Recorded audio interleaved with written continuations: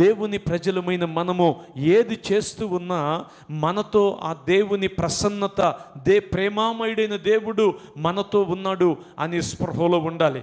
యవనస్తుడైన యోసేపుకు పాపం చెయ్యమని బలవంతపరిచినప్పుడు ఆయన చెప్పింది అదే, నా దేవుని ఎదుట ఇలాంటి పాపము నేను ఎలా చేస్తాను?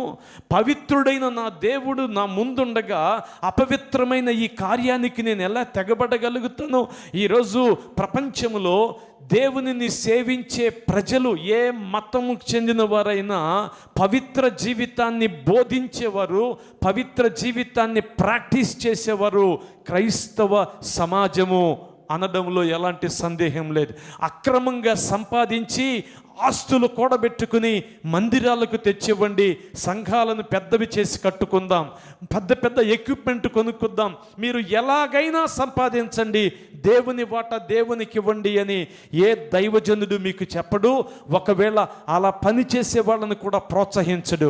మీరు సంపాదించేది 100 రూపాయలైనా 1000 రూపాయలైనా నీతిగా సంపాదించండి, వాటిని నీతిగానే ఉపయోగించండి తప్ప దుర్నీతిగా సంపాదించి, అక్రమంగా సంపాదించి దానిని కడుక్కోవడానికి దేవునికి వాటా ఇమ్మని ఏ క్రైస్తవ దైవజనుడు కూడా చెప్పడు. క్రైస్తవ్యం అలా బోధించదు, నీతిగా బ్రతకమని బోధిస్తుంది. అవును, యేసు క్రీస్తును రక్షకుడుగా అంగీకరించినప్పుడు ఒక యవనస్తునిగా నా జీవితంలో 3 మార్పులు కలిగాయి.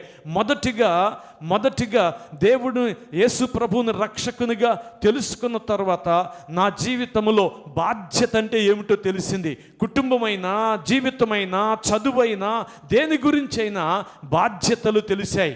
రెండవదిగా నాలో ఒక భక్తి భావన యేసు ప్రభువుని రక్షకుడిగా అంగీకరించిన తర్వాతే కలిగింది. మూడవదిగా నా బ్రతుకే మారిపోయింది. నాలో బాధ్యతలు పెరగడమే కాదు, నాలో భక్తి పెరగడం మాత్రమే కాదు, బాధ్యత భక్తి వలన నా బ్రతుకు మొత్తం దేవుడు మార్చివేశాడు. నా ఆలోచన ధోరణి మార్చివేశాడు, నా వ్యవహార శైలిని మార్చివేశాడు. ఎందుకు ఈ మాటలు చెప్తున్నాను? ఇది నా ఒక్కడి చరిత్ర మాత్రమే కాదు, యేసు ప్రభువును అంగీకరించే ఏ వ్యక్తి జీవితమునైనా, ఎవరి కథనైనా దేవుడు ఎలాగే మార్చివేస్తాడు.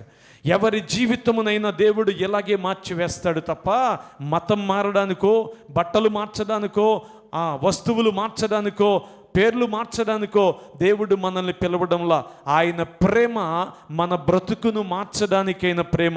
ఆయన ప్రేమ మన బ్రతుకులో మార్పు తేవడానికి ఎంతగా వెంటబడుతుందో చూడండి.